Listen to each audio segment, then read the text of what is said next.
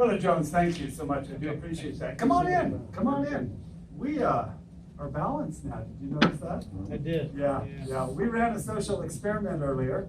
We took brethren that were sitting near the door and we moved all of them to that side of the room to see what would happen when the next wave of people came in. And no joke, they walked in and they went, uh-oh, wait, the room's unbalanced. Should I be over there? Should I sit over here? It was very, very interesting. No, it's just closer. It was very interesting when they walked in. Now, when you came in, there were already a couple here, and you felt comfortable to sneak right in. We are glad you're here tonight. My name is Michael Levin. You knew that. I've been a home inspector now for 24 years. I am not here tonight to promote my business. I'm here because the Elders Quorum said they wanted this done. So I went to the work, put it together. You should learn something tonight. I'm going to be speaking from this side, so if I'm blocking you, you might feel better right over in this area, and that's fine. Get on up and move on right on over here. Rory, you already have a question. Yes. Are there certifications that you do or that you have to show that you're a home inspector? Is there a state something? Or You mean when I go into court and I sit there and they say, what makes you an expert? Yeah. Yeah, I can justify that. But what's cool is when you're sitting in court, Are you in court? to hang somebody who missed the issues, and somebody is suing them and they bring me in, and when I get there, it doesn't matter what my credentials are. When I wring the wall material and water flows out, it doesn't matter what my credentials are, because the facts are the facts. You know, the water's coming out, and that impresses everybody. So anyway. I'm impressed. You can wring water out of the wall. But here's what you need to know. You can become a home inspector tomorrow. Just go down and print up some business cards. Here in Utah, there is no state licensing, no certification, no credentials required. Anybody, and there's 30 that come into our county every year and 30 that go out every year. And everybody thinks they can be a home inspector because they've lived in a home all their life. Why not, right? So even the guy yesterday spraying pest control stuff on my house, he goes, oh, you're a home inspector, you guys. Yeah. He says, oh, I'm in the middle of my correspondence course. I said, good for you, keep it up. You know? More power to you. Brings more business my way. Anyway, right here. Who can finish this? Just out of curiosity. Just rock? Built a house upon rock, which is Orem, Utah, right? Right. Pretty much. You ever tried digging a hole around here? Give it 4 inches of dirt. Anyway, I've got the wrong one on, of course. Let me go to the right thing. Let me go to the right presentation and we will, because let's see, get this on the right one, this one here.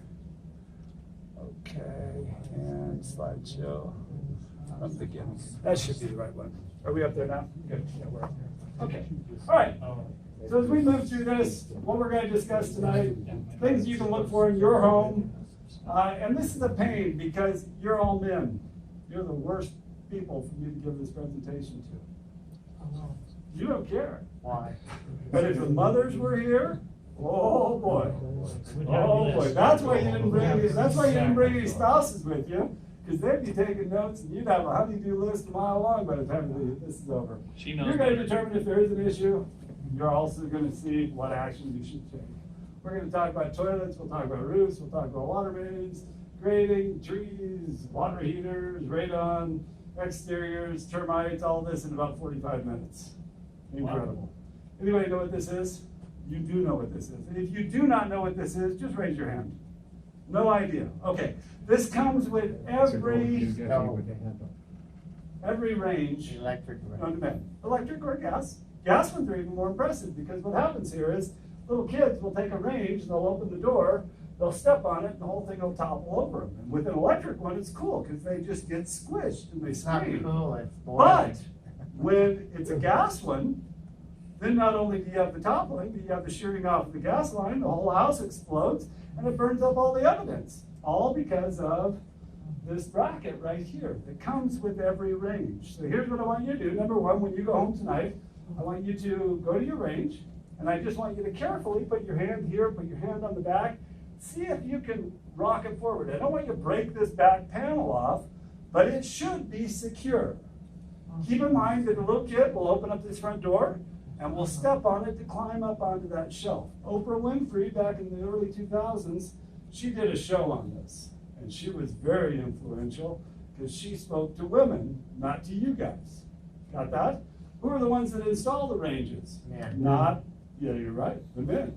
And so the men see that bracket, which is right there, they see that in the packet with the instructions, and what do? They set it aside. You know, or they just put a tile floor in, and it's too hard to put this thing in on tile, and it's just too much pain. Who cares? We'll get to it later. So just go and check yours. Yes?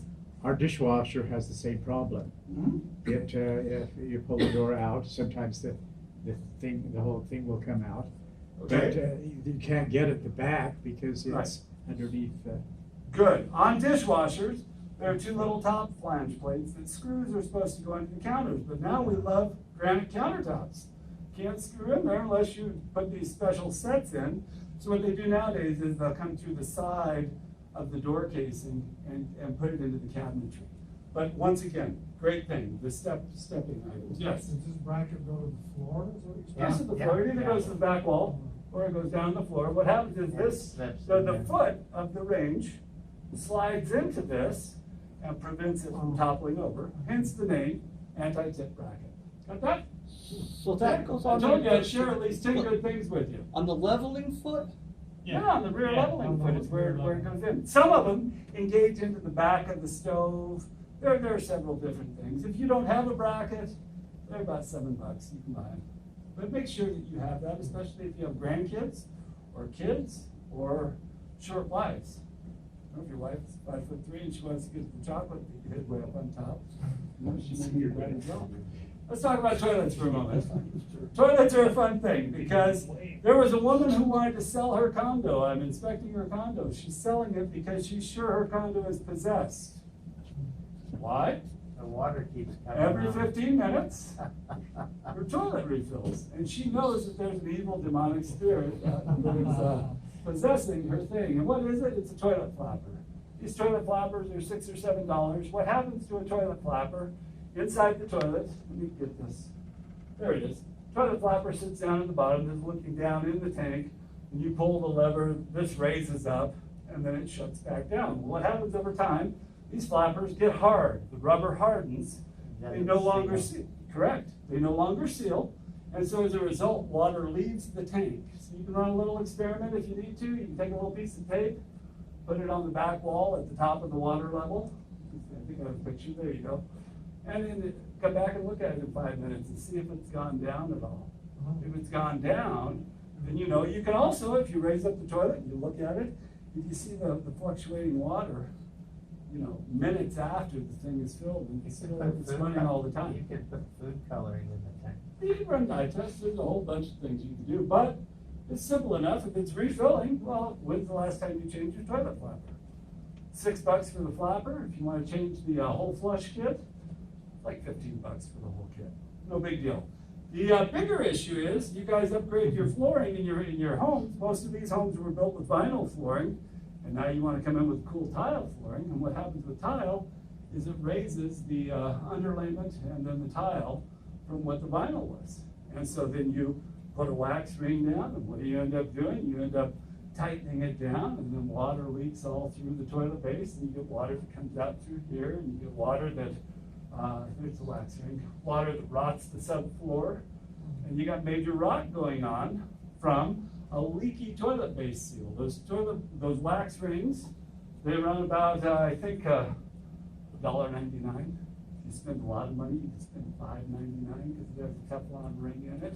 Or there's a $16 synthetic one now that's like a balloon, and you can pull it off and on, off and on, off and on all day long, and not have to change it out. But if it leaks, the damage usually isn't revealed till quite later. I use what's called a moisture meter, and this moisture meter, it has invasive and non-invasive, but it's reading my blood right now. And I can put this on the flooring around the toilet base, and if it jumps up into the red, I know there's moisture down in that subfloor, and so I can identify the damage long before. But one thing you can do, you can walk into your toilet, just put the bowl on either side of your cap and gently move. Don't try and yank the thing out of the ground. See if it's moving around. Probably 1 in 10 I find are loosely mounted. And that may be an issue. Yes? had a duplex, one bathroom on each side. Mhm. And when we pulled up the toilet, it had rotted so bad, and the lady that was renting from me says, don't you remember about the floods, Noah, and the flood, and on how much damage water can do? Yep. can It do does that. a lot of damage. And this is the long-term type of damage. Every time you flush, a little bit of wastewater escapes around and into whatever your subflooring is. If it's in your basement, it's on concrete, no big deal. It might mess up your flooring a little bit, your vinyl might discolor it. But if it's on the main floor or upstairs, well, boy, you can have major rot. If you see it staining above your toilet in your basement, I wonder where that water's coming from. It's probably just toilet paste, So, let's talk about smoke detectors. Smoke detectors are deemed reliable for 10 years. If yours looks old and yellow and darkened, it's over 10 years old. Doesn't mean it's not gonna work anymore. It means it's not deemed reliable. So how do you know how old it is? Here, take a look on the back. If you look on the back of these smoke detectors, I think there's a label here. There is. See that date right there? I never could figure out That right the there? expiration or the main date. Well, that's a good question. I'll show you here on the label. So if it's yellow and you paint it white, it's good again? Here's the label that says this. See, some of them have switched over to this. They've gone to replace detector by year 2023. The date code, I actually know that's 2013 because it's deemed reliable for 10 years. In truth, for decades we used them and they weren't selling enough of them. So they came out with the policy that we no longer deem them reliable after 10 years. They're selling a whole lot more. Yeah. But you can check your own. All right, let's talk about termite damage. We have subterranean termites in here. These create all kinds of stirs amongst you guys. Subterranean termites, their whole goal in life by Heavenly Father, He put them down here in Orem, Utah, to decompose the tree roots in the orchards. And we took the orchards out, orchard by orchard, and what did we do? We put houses in the place, right? So you have the termite that we have here does not move into the home and live there and eat until the home's gone. The subterranean termite that we have in Utah lives away from the home, migrates underground through tunnels, finds wood, and then takes it back to its colony. Got that? So, if termites are found, we put a poison around the house, and it's real cool. Termites that are in the house die because they can't get back to their queen, can't take the food back. The termites that come up with poison, they turn around and go, hey, you know what? We're gonna go find somebody else. And they'll go find another house. The worst thing or the baddest news you wanna hear is your neighbor knocking on your door going, you know what? We have subterranean termites and we just treated for them. Because now what's gonna happen? They're gonna come to your house. Their colonies are gonna go, hey, we need a new food source, let's go find Brother Fortin's house, Could happen, right? So take a look here. The termites, they will build mud tubes to travel through, or they'll go through the wall. They do not like the grain of the wood. The grain is very hard. They eat everything in between the grain. How do you find them? Oh, take a look at this. This is an actual mud tube from the floor of a crawl space up to the floor joist. Wow. Got that? How these termites knew that was the easiest way to there, that they were even going to get to anything. You think of the Tower of Babel, that built the Tower to Heaven, How did these guys know You smell it. they were actually going to find it? And that's probably 14 inches, really cool. And they migrate through that tunnel because they don't like to be exposed to the air. The air dries them out and they die. That's what happens. See, here's other cool ones. Like, where were they building that to? And then they gave up. So then they just went up the foundation and they couldn't crawl on the concrete. They had to build this spittle tube, up to the woods to have a protected surface. If you see any mud tubes like that, you break them off.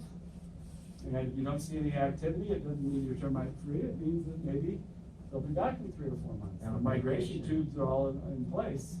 But if you do see them, it's really cool. If you come in and you break it off and you see these white little things migrating through, within 20 minutes, they'll repair the damage that you just made and get back to where they were going. This corner. Here's a door frame. Take a look at this door frame. I told you that they do not like to be exposed to the air, so what they'll do is they'll eat through the wood all the way up to the layer of paint. And then when somebody pushes on the paint, it collapses in. They'll go through drywall, they'll migrate either through the gypsum board, but they love to eat the paper on the drywall. Now think of it. Gypsum board with the paper and then the paint, they love to eat that paper. And so you'll have these passageways that are kind of through the gypsum, all the way through the paper, and then you'll have paint. And so to find them, you've got to come down to a wall, and all of a sudden, the basement wall, you may see some imperfections. Or you look down and shine a light down, and you go, something's just not right. You'll go up to it, you'll push on it, and as you push, you'll cave in. See, you see this kind of a raised area right there? You'll push, and it's a little passage right in behind. When you find them, you just treat for them. Here's a little area down behind the laundry room. They love water. They love, that's little mud tubes crawling up, but they attack that area of this basement. Here's the back behind the toilet. They had a leak coming off of here, long-term leak. The termites love moist wood. They love to migrate through moist earth. They don't like to be in dry cold. They like to be in moist warmth. There's a mud tube coming up between two 2x4s. And what always puzzles me is, why didn't they just eat these two 2x4s? They didn't like them. They were looking for a different flavor. They were looking for something softer. They were looking for something easier. Pretty crazy. All right, let's move on. Radon. How many of you have tested for radon in your home? Before you move on, what do you do for treating or just Oh, you spraying? call a company like Bufo's down in Provo, and they come, they treat. And there's a couple different, since you own your home, not buying a home and not all paranoid, you have more time on your side. They have, they can come out and put poison that the termites can take back to kill the colony off without treating the home at all. If you're in a real estate transaction, buyers don't want to hear about, oh, we're hoping that we've taken care of the issue. They end up doing a full treatment, which is digging trenches around the outside of your foundation, pouring poison in, and then coming in your basement every 14 to 18 inches around the perimeter, drilling holes and putting more poison down in the soil to create a curtain, if you will, along your foundation so the termites that hit it just turn away and go away. And that treatment's been used for decades, very, very effective. And yes? They drill the holes in the foundation? They drill it through the slab. They come and pull the carpet up, and every 14 to 18 inches, they'll drill a hole through the slab to put poison in. And you'll even see on homes that have been treated, front porches on the main floor or patio slabs where they have to drill to be able to get the poison in. But not, I wouldn't be too concerned about it. I'd be looking for it, and we'll talk about some things that'll help you keep them away from your house. As long as they have, who's the one with the wood pile next to their home? This good brother back here.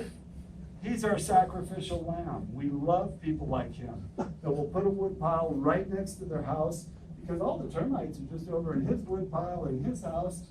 President, how are you? Well, Is it raining? It's raining. No, not really raining. So anyway, let's move on. Radon, if you haven't tested for your home for radon, there are short-term test kits and long-term test kits. For real estate transactions, you do a 3-day test, 2 to 3-day test. But you own your homes, and there's better test kit. Long-term test kit, Alpha Track is the name. Alpha Track is the type of the test. It's a 3-month to 6-month test. You'll take this thing, hang it on your wall down in your basement for 3 months and live life normally. And it's very accurate to your lifestyle. Some of you have very open air lifestyles in your home. Your windows are always open. Others of you have very closed lifestyles, which is nothing but heated air and air conditioning in the summertime.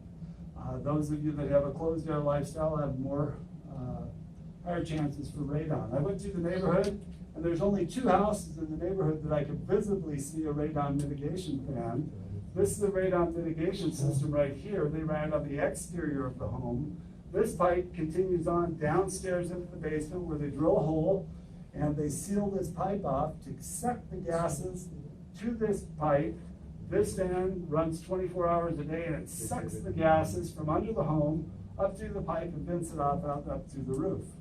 There should be a whole lot more of these systems in our neighborhood. Most of you have your heads buried in the sand, think it's not an issue. Radon's not an issue here in Utah. That's just not true. It comes from the uranium that we have up in the mountains, up in the granite. Our bench areas are more pronounced than down on the valley floor. But every home has radon as to whatever level. So doing a long-term test kit, one of the Alpha Track test kits, and I think they run $25, and that includes the lab processing fee. And like I said, you just hang it on the wall and live life normally. And then in either 3 months or 6 months, mail it in. Yes? How much does it cost when they do that? That was just put in a recent, Oh, the real mitigation estate system, the transaction. mitigation system, they're anywhere between $1,200 and $2,400. It depends on how hard it is to get the piping from the basement out above the roof line. And yes, And you can have, if you have an HSA, if you get a doctor's order saying this needs to be done for your kid's health, Uh-huh. you can pay for it out of your HSA. okay. Well, so that you know, radon is the second leading cause of lung cancer. If you're giving your kids cigarettes to smoke, don't even bother, put them in the system. But since most of us don't do that, radon is the #1 cause of lung cancer amongst LDS non-smokers, if you will. And they can tell when they open up your body if that's radon lung cancer versus cigarette smoking lung cancer. Very interesting. Radon explodes. I ran an experiment. I wondered, everybody was saying, oh yeah, up in the mountains, we've got this granite, it's gotta be super high. And most of you, or a lot of you may know that I do a lot of caving. And so I took one of my electronic monitors up to Spanish Moss Cave. Spanish Moss Cave sits up above the Provo Temple, about a mile up the canyon. And I left it in the cave for 1 week and came back and brought it out. Now radon, the action level is 4. Anything above 4, you put in one of those cool fan systems on your home. Below 4, we dodged a bullet. Mine tests 2.2. There's some others in the neighborhood that might be 10 or 11. Inside Spanish Moss Cave, the high reading for the week was 118. Whoa, that's high. That's high. Yes, sir. So where do you get the radon detector? Where do you get these? You can get them online. When you get them online, you will look for Alpha Track Radon Test Kit. And instead of the short-term 3-day ones, use the long-term one because you own your home and you might as well get an accurate reading. You may want to run one in the summertime and then run another one in the wintertime when you have the home really closed up, because even if you do open up your windows for ventilation, boy, by the time it's 18 degrees outside, I don't think you're still opening your windows. So you may want to run that comparison as well. Okay. All right, let's talk about what all of you end up upgrading to, tile floors. Whether you do it yourself or whether you paid to have it done, there's this little stuff that sits in between. You see that? See how that's that real light color? And then it gets dark and ugly and dirty and all that. The grout is very rarely ever sealed. Your tile installers say, oh, we used a polymer grout. You charge you more money for it, and then still 2 years later, your tile grout's all different colors. Well, what you should be doing is sealing your grout, and you do that with clear liquid paintbrush bottle. It's like $7 for a bottle, and you just paint the lines and it seals it. But you gotta clean it first, or do you? You have to decide, do I want my grout this color and pay a company to come out at $1.30 a square foot, or I don't know how much it is, maybe it's 30 cents a square foot. But the carpet cleaners can actually extract the dirt out of the grout, and then once it dries, you can seal it. Or you can take the dirty water and Make it all. make it all brown, decide you like brown grout. I don't know what you want to do, but once you do it, then seal your grout, and every couple of years, go ahead and seal your grout. Other things, when you get inside tubs and showers, how is the bathing water happening, especially with young kids? Are you starting to get swelling of baseboards? Things that would show damage from not leaking from this drain or from the plumbing. It's just poor bathing habits that happens with kids, and water splashes out and you start to get swelling of baseboards. You don't want that happening, because once it starts to swell, this stupid MDF trim, it gets ugly in a hurry. This one, what's wrong with this? Brother Jones, either one of you. I have no idea. Oh, come on, look at the picture and tell me what's wrong, come on. We got the toilet paper dispenser in the back. Where's the toilet paper holder? Come on, don't be doing this, I know you guys can be your own general contractors. I've never seen that in my whole life. Come on, come on. Photoshop. This wasn't from our neighborhood, don't worry. Or maybe that's the towel. Let's Paper talk towel, about roofs. paper towel.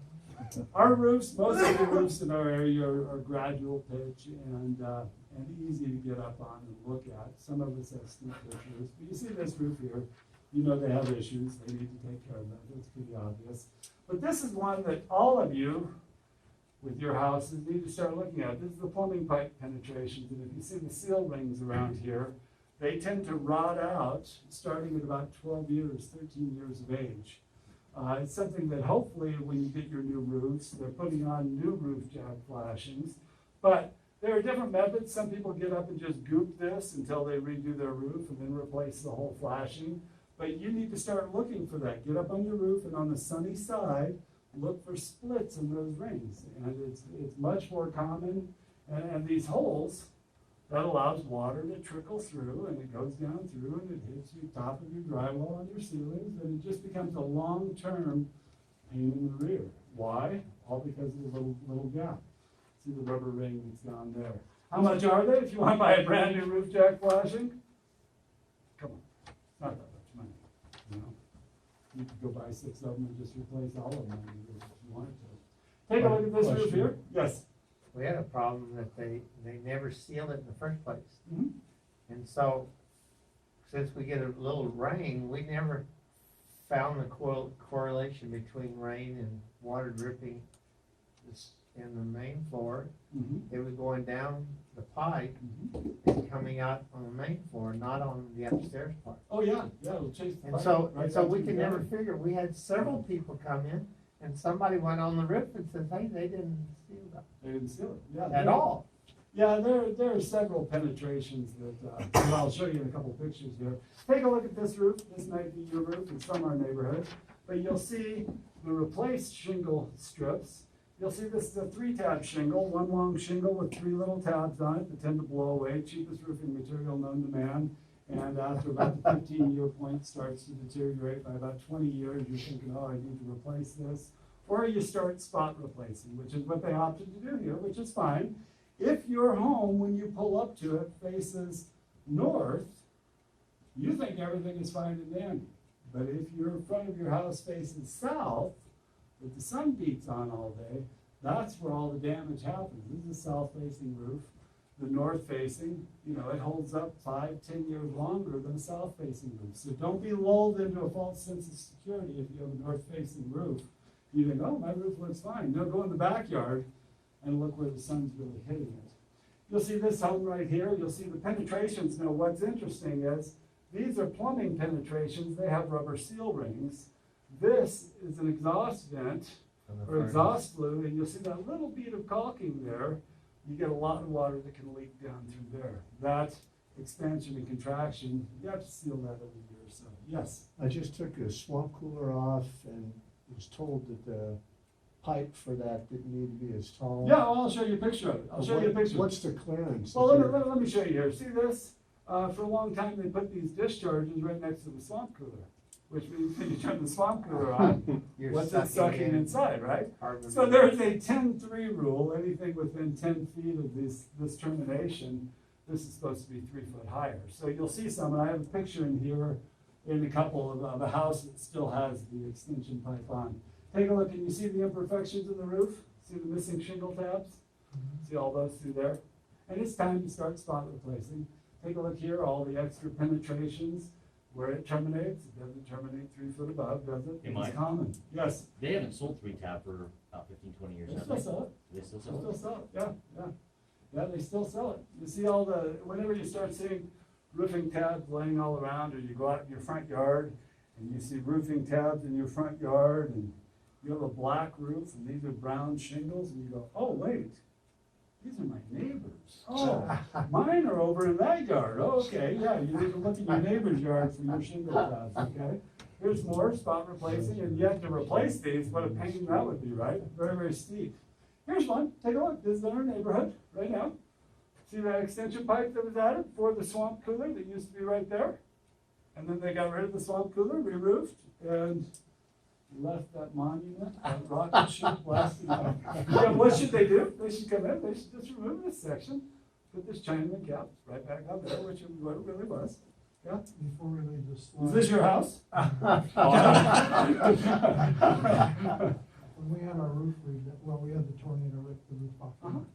When the guy finished doing the roof, he came to me, and I knew it was his last day, and, I had the nice treat for him, but anyway, he said, Richard, you had a fire in this house before? Mhm. And I said, no, we're the original owners. He said, well, you really almost did. And here is the paper, underneath, you know, the roofing. And he just, Tar paper. it was so charred, Mhm. he just snapped it. He said, Mhm. I worked 26 years and never seen a house with that didn't have a fire. So we came just inches away. And he said, these weren't built right because of the soffits underneath Mhm. were not vented at all. Yeah, not vented like Not modern vented at day all. standards. Yeah. And so he said, we're gonna put these, call them turtles, what do you call those, air The vents? turtle vents, the static turtle vents right And here. he put 3 on each one of my roofs Mhm. to let that hot air out. And I'm recommending, of course, in the neighborhood, you look and see if your roof is vented, and it may not be if Mark Ford built it. Well, I don't have pictures of it in here, but here's what you need to be aware of. In your attics, when your homes were built, probably have this much insulation. Nowadays, you have this much insulation. The temperatures inside your attics easily get up to 140 to 160 degrees. There are some attics I get into that when I shoot it with my thermometer and it's 158 degrees and you go to touch it, just the framing members in the attic, you go, seriously, it's so hot, you're baking everything from inside out. The plywood sheathing they use underneath the roofing material, the glue is delaminating between the layers of plywood. What do you need to do? You need more ventilation up in your attic. Some people go with ridge vents. Yeah, so Some these air people go vents with are these. right in our roof, Yeah, to let that hot air out, Yeah. get it out. but how do you get air in? And that's what was mentioned, the soffits, if you don't have soffit venting from below, the turtle vents are supposed to be exhaust vents, not bringing it in. Take a look here, this person had wind damage. You see all that roofing material that's been replaced. Up here, this is the way our more expensive shingling, and even the 3-tab, you see the whiteness in it. These have a fiberglass mat, and they degrade by losing the granule coating and starting to show white fiberglass sheen through there. Now, the good thing about the architectural shingle is it's one long shingle with extra pieces glued on. So just the fact that you're missing the granule doesn't mean you immediately have water coming in. You don't. You have that layer, you have the layer that's on it, the layer that's over underneath. But it is an indicator, typically south facing, that you're having issues. Now this roof, we know for a fact, had major water issues leaking in that valley right in there. And they have more wear up in there. You see that? You see the newer shingles in the valley. There's another angle of it right there, and they've had issues. This one here, you'll see this one is starting to raise and pray to the heavens, I guess. It should probably have a couple nails in it to secure it back down, so wind-driven rain doesn't blow up under and make it come in. Yes? On the ridge one we put in, Mhm. we ended up with water from the snow coming up in there. Yeah, some of your ridge venting will wind-driven rain and snow will go up in. Take a look at this one. What do you think of this one? This one's kind of fun. You have to look into somebody's backyard to be able to see this. You can't see it from the street. But it's super long, and it's because they have a swamp cooler nearby. The swamp cooler is no longer there anymore. But they didn't want to suck in sewer gases. See, this would have terminated here next to the swamp cooler. It would have been sucking in sewer gases into their home. So kind of fun.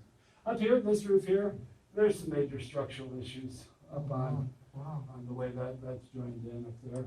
This one here, I put at the top, are you kidding me? Take a look at how many penetrations through this roof and how many antennas.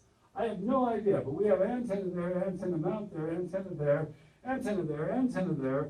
Over There's, 15. ooh, look at that. And then there's those static turtle vents you're talking about, and boy, oh boy, there's, and that's in our neighborhood, everybody's house, it doesn't matter. But, here, the Band-Aid effect of electric heat strip tape to try to get snow and water to come out of that downhill drainage.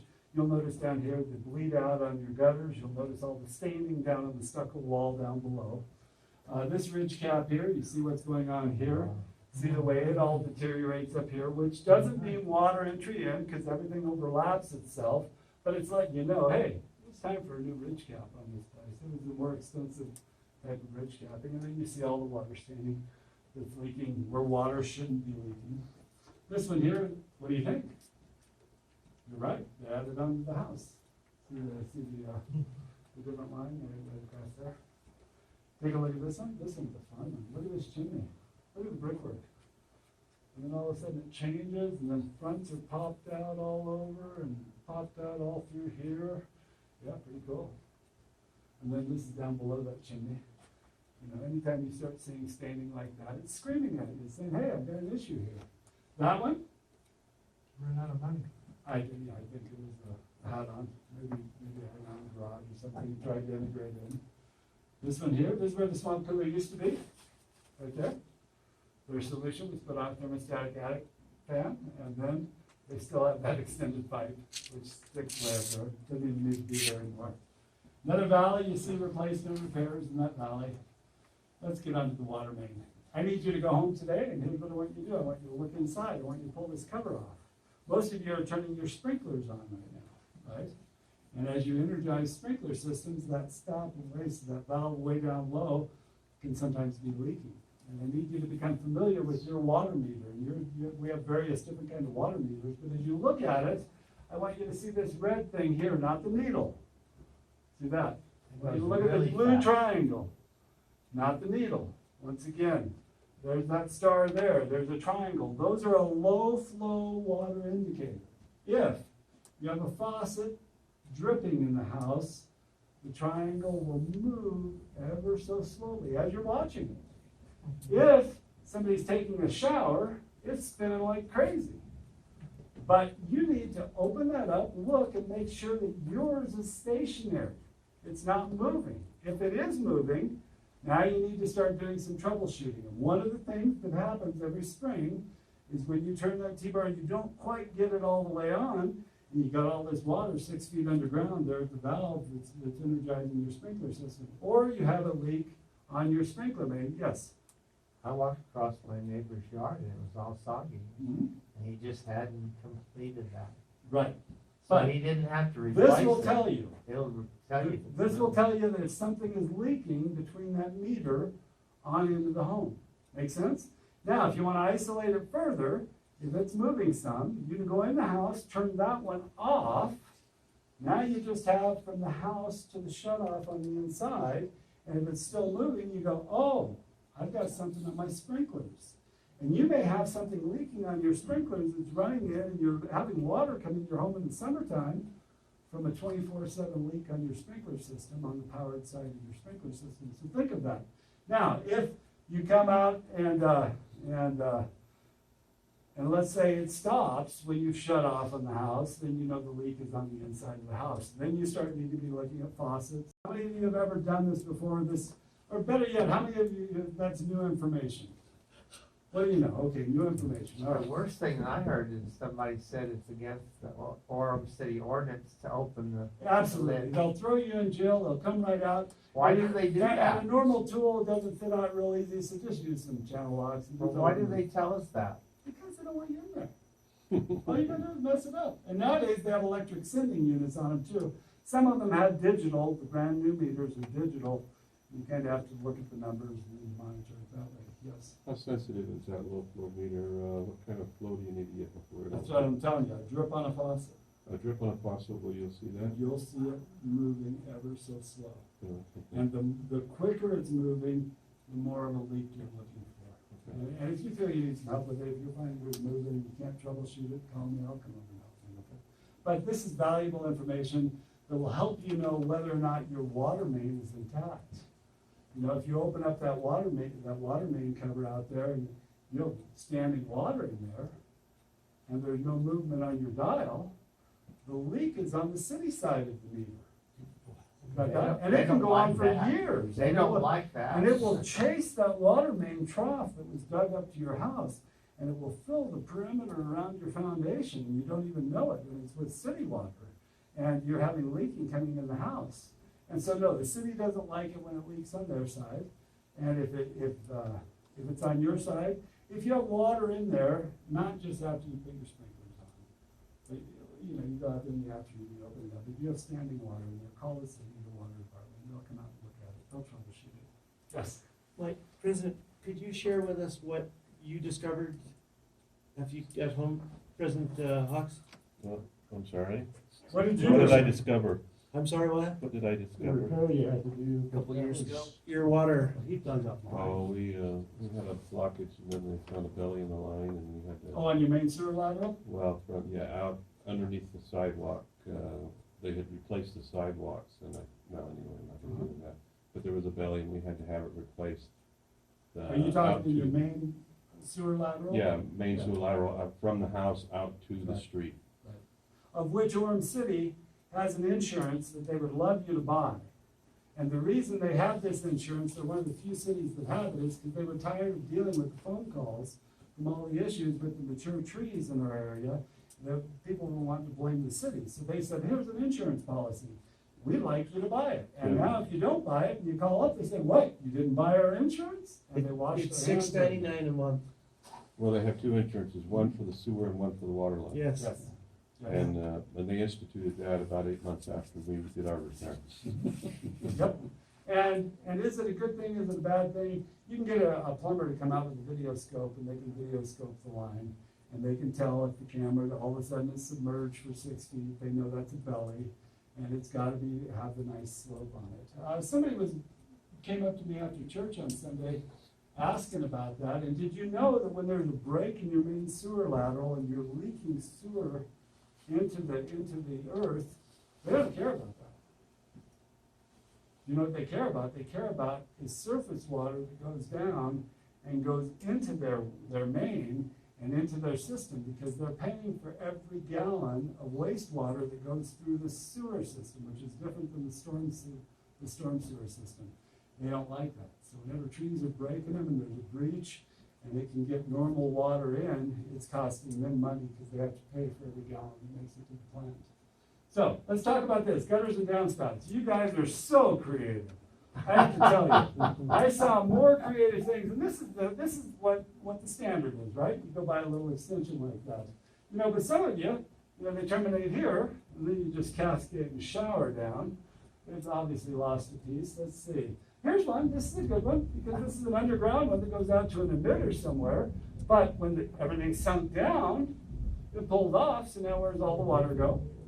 Just cascades down right along the foundation. Take a look at this one. Hey, I know this backyard. Where is this one? This person has worked hard to get water away from their home, and has done a pretty good job. Pretty good job. This one, though, doesn't stand a chance.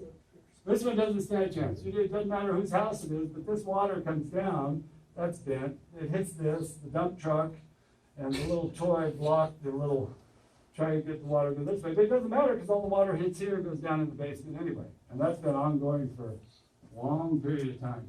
Here's one, look like they do here. Oh, no, wait, they do have that. See, they spent good money on that. They were mowing and forgot to put They it back. spent good money. No, that's fine. That's fine. But the earth around the house is too low. See, where's the water gonna go? It's just gonna come down and collect along the foundation and come in the basement anyway. Take a look at gutters. Gutters, this is either from snow or ice or ladders or whatever it is, but where's the water go off the roof? You see this one? Yeah, where does all this water go? Let's see, it comes down, and where does it go? Then it goes out, and then by the sled, and then right back to the foundation. Doesn't mean any good. Let's see. We'll talk more about drainage in a moment. Yeah, swamp coolers, there aren't that many of them still in use in the neighborhood, but there are some. You see this, you know you've got issues. Water leaking down. This is more common to see. is where the swamp cooler used to be. See, once again, there's the path, there's where it used to leak down through there. They're falling apart, they're leaking down through here. And once again, oh yeah, it's always so fun, isn't it? You know, look at all the white stains. Every one of them leaked, it was just horrible. Let's see. Okay, let's look at grading. Do we know this house? I do. Okay, okay. This house is interesting because when they put in a foundation, they dig a hole. Big, huge hole, put the infrastructure in, put the foundation in, and then 3 foot out from that gets to the undisturbed soil. That 3 foot area, they put earth back in the hole, and in the first 4 or 5 years, it compacts down. So you go around the neighborhood, probably 60% of the houses have what's known as a negative grade, meaning water that now comes down the downspout that's so well designed, and it stays in the planter bed area because the planter bed is too low. Brother Burr, is it your in-laws' house? Just 2 days ago. And their planter bed, which has a wonderful cement berm around the whole thing, acts as a moat, a trap. All the water comes down, stays in the planter bed, and eventually comes in their basement. But very interesting. This home here, as you look at it, all this is low, all through there. Yet, the goal is that you don't come within 4 inches of the siding or the stucco or the brick. You can come up that high if you want to. But you should be standing out 10 foot away from your foundation, looking at your home. It should be 6 inches higher at the foundation than where you're standing.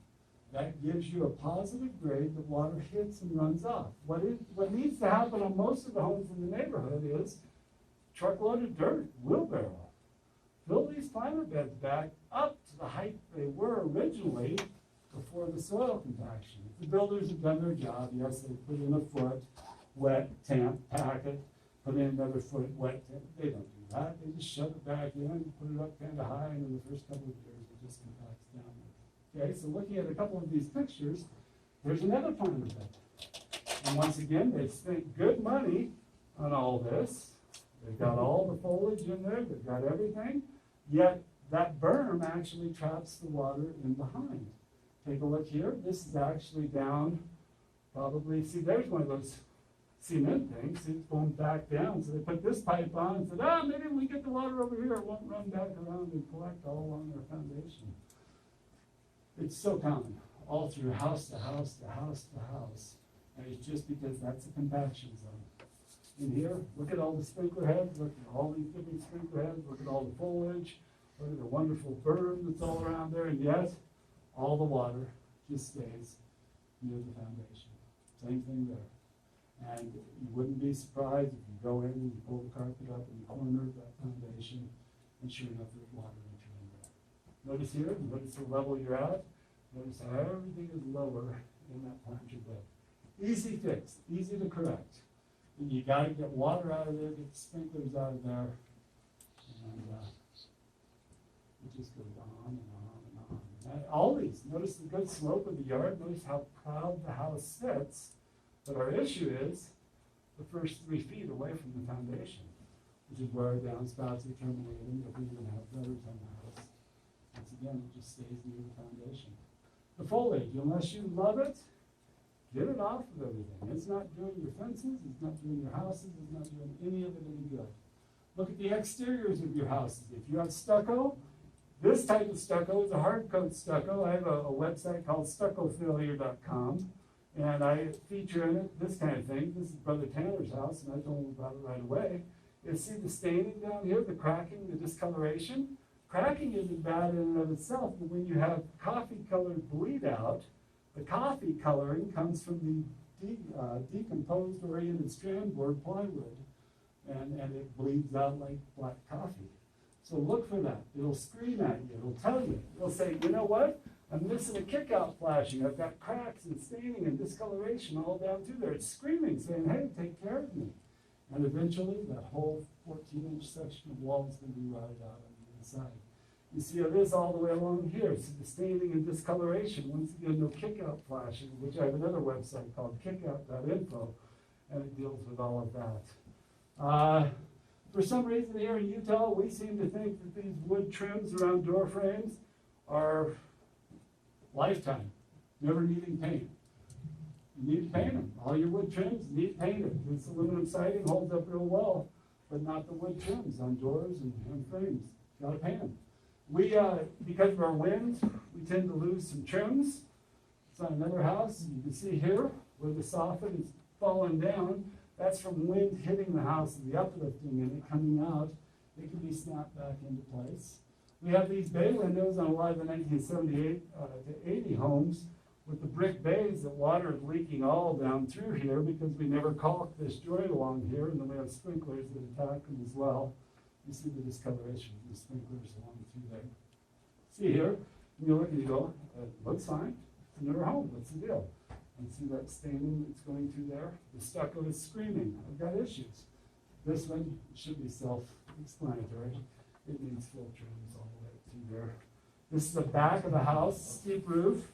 Water cascades off, hits here, back splashes up, and that's why all your water damage all the way down through here, because of backsplashing, because there's gutter along here, and then it stops, there's a small section with no gutter, and that's the splashing that you get. This is the back side of the chimney. If you look real close, that whole compartment is open, meaning any wind-driven rain is going through, and it's going right into the ceiling on the floor of the main floor of that house. With this chimney, see the whole back panel that's missing? There's some trim that the kids are mowing or what have you. Those can be secured very, very easily. The vents that you were talking about before, most of them as they went through the neighborhood are either peeling, flaking paint, loose trims on them. They just need to be touched up, dealt with. This, the gutters, you can see leaking all the way through. And then where's the discharge? It stays right down on the outside. Here's a wonderful pipe extension. If you see this caulking line is where the slab used to be. See the settlement here? That slab settled that far because when they had put that added parking slab on, they didn't compact the soil and it went down 6 inches. If you have slabs that have moved, you can drill them, they'll pump slurry underneath and raise them back up to their original position if you desire. There are companies that do that. There are several houses with these basement entries. Most of them are exposed to the elements. Most of them are now too low. Downspouts discharge, water discharges, runs down through and into. There is a drain at the bottom of these, but that drain goes into the ground. Not allowed to go into the sewer system. It's not a drain at all. It goes into something. Yeah, how much does that drain? How much does? Yeah, because there's just dirt right under there. Correct, Yeah. and over the years, it fills with silt. Usually with a 5-gallon bucket with holes in it, maybe rocks or gravel some. And they tend to clog. And so what you end up either having to do is, on this one, you probably would come out, raise the ground, figure out how to get this roof water to not be running back around the house down into there first off. But that's very, very common, unfortunately. We have more than one. We have plenty of neighbors in the neighborhood that are loving the solar panels. If you want solar panels, don't be waiting 5 more years. Our infrastructure will only allow a certain percentage of the homes to have solar panels. Every home in our neighborhood can't have solar panels on it because we can't send that much power back to the system. Make sense? There are permits for certain usage, and if you're thinking about it, don't put it off for 5 years, or you're gonna go down there and they're gonna say, sorry, we can't let you have them. Anyway, we have several different styles, you'll see. What do And they do to the roof though? what do they do to the roof? They Yeah. prolong the roof. They do? Yeah, there's no direct sunlight. But don't you That's have, awesome. what do you call them? Yeah, there's anchor fasteners, but but the roofing material in behind doesn't deteriorate anywhere near like this because it's not getting hit by the sun. And these companies that do the installation, they have a clause in there that you can pay them, they'll come back out very cheaply, remove them so you can redo your roof when it's time to redo the roof. So, we haven't found huge issues with leaking as a result. They're doing a real professional job. But you have to just decide whether you want to look at it when you come home, if you're south facing, or But don't be delaying until all the infrastructure is tied up. That's a cool, what is this? I didn't notice this one before. Look at that. That's cool. That used to be the swamp cooler. Yeah. Yeah, look at that, that's cool, all right, awesome, doesn't need to do that anymore. All right, so looking at that, then there's decks are very poorly maintained. Now, I've gone through a whole bunch of stuff, I've taken way too much of your time, so here's what we're gonna do. You skipped the trees, but. Yeah, we didn't get that, yeah, trees, you need to trim them, yeah, how's that? Anything you have to worry about with the roots you were talking about? Yeah. Pipes? Yeah, they can grow down in your pipes and, Yes, they can. you all have experience with that, is that right? This should go. Can they damage your foundation at all? Typically, tree roots are, Just redirect once they. are very tender. And, when they hit the foundation, and they typically don't do the damage that we, why isn't it coming on? Did you mess it up? It was Steve. Steve did. It was Steve that did, wasn't it? It was Steve that did. I was thinking it was Steve. You broke it. Oh, no, there it is. I wanted to go back through. Some of you that came in late, if this will go. It won't go now. I don't know what we did. We broke it. You said, Steve. Yeah, You want me to use the arrow? yeah, why are we on this and not on that? I It's don't not know. moving. It froze. So let's summarize. There are a lot of little things that you could do in your home to make it safer. To summarize some of them, what were some of the things that I showed you? Leaky toilets. That's what I'm talking about. The anti-tip bracket. Absolutely, the anti-tip bracket. What was the other thing? Radon testing. What was that, anti-what? An anti-tip bracket, which is on the stove, it keeps kids from dying Oh, as the stove collapses on them. What would you do about, which we didn't cover, because we just plain ran out of time, water heaters. You guys are so creative, I've got some pictures of some from the neighborhood. Just really creative on your trade outs of water heaters. So that you know, I have a specialty website called waterheaterexplosions.com. And when you've done it wrong, it can blast off 400 feet in the air through 2 or 3 floors and just level the house. Or you just leave a cool 4-foot hole all the way up to your, as an excellent roof too. When you put a new water heater in, it's supposed to be the modern standards. You cannot just trade out, go down and buy it, and try and attach everything in. You need to upgrade gas valves, flex lines. Now we have to have a bigger exhaust flue on it. We have to have seismic bracing. And yet, so many of you go, oh, cool. You go down and buy your $550 water heater, bring it home in the box, and try and reuse the old parts off the old water heater. And once you get it in and it's not leaking anymore, you go, hey, hallelujah, I'm a plumber, I did a good job. Well, that may not be the best thing. Okay? Do it right. If you don't know what right is, then you shouldn't be doing it. Okay? There's information you can find, and you can find it online. But water heaters are a biggie, because you guys are trading those out and doing it yourself. You're doing your own plumbing things. I made a mistake earlier in life where I broke, as I put the new kitchen faucet on and straightened out the leg to hook up the hose. And if you've ever done a kitchen faucet, you know what I mean. It's got this little corrugated thing, and I broke it. As I straightened it out. And I went, man. So I went back to the hardware store and I bought a coupler, a cushion thick coupler, and put it on. And when I was all done, the thing didn't leak. And I still remember coming home from church and water's running over the threshold. Out into the front yard area.